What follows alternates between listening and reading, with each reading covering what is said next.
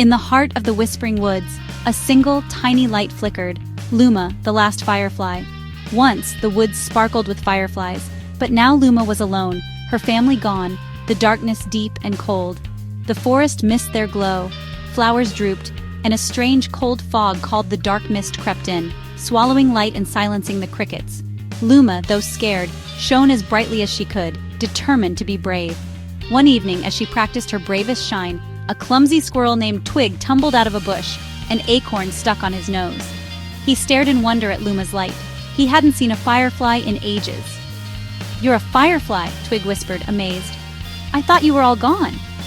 "I'm the only one left," Luma replied softly. Twig's cheerful face fell.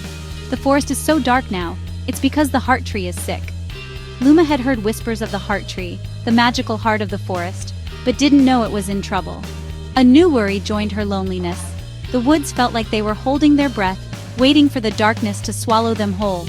But Luma's tiny glow refused to fade. Twig, though clumsy, offered a hopeful smile. "Maybe we can help," he said.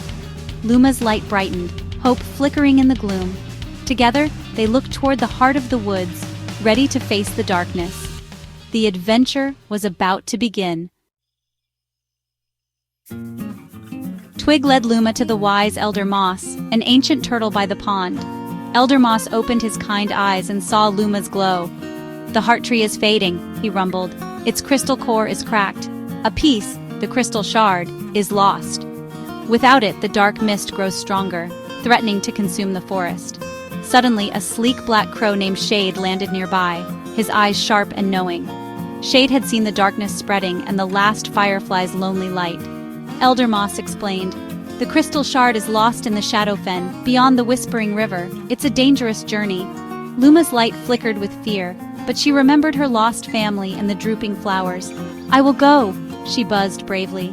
Twig puffed out his chest. "I'll go with you," Shade cawed softly, then swooped down. "The sky is my map.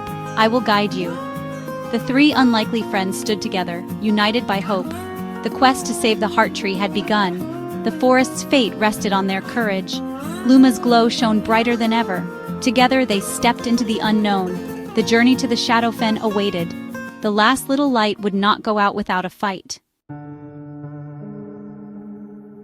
At dawn, the trio set off. Shade above, Twig below, Luma shining beside him.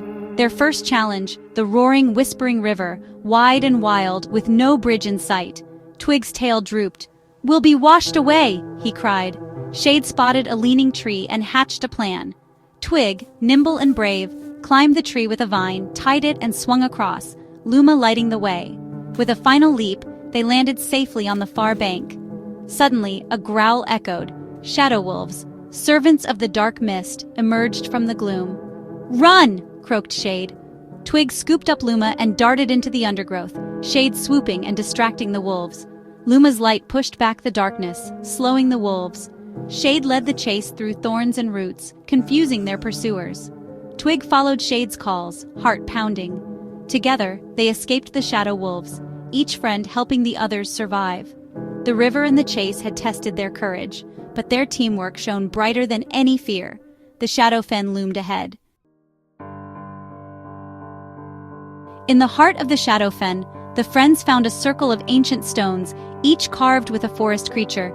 In the center, a pedestal bore a riddle. "I have no voice, but I show the way. I have no legs, but I travel all day. I have no arms, but I point to the light. What am I?"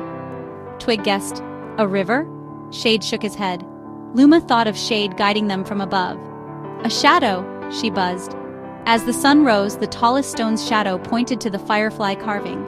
Luma pulsed her light 3 times at the stone. The pedestal rumbled, revealing a hidden compartment. Inside, nestled on moss, was the missing crystal shard, glowing with gentle power. The friends stared in awe. They had solved the riddle together. Hope surged in their hearts. Luma's light danced with excitement. Twig's paws trembled, but with joy. Shade cawed softly, proud of their teamwork. The way home was clear. The heart tree could be saved. With the crystal shard in Twig's careful paws, the friends hurried back to the heart tree. The tree was weak, its light barely a flicker, the dark mist clinging to its trunk. Twig climbed the branches, Luma lighting the way, Shade watching for danger. At the crystal's hollow, Twig placed the shard into the crack.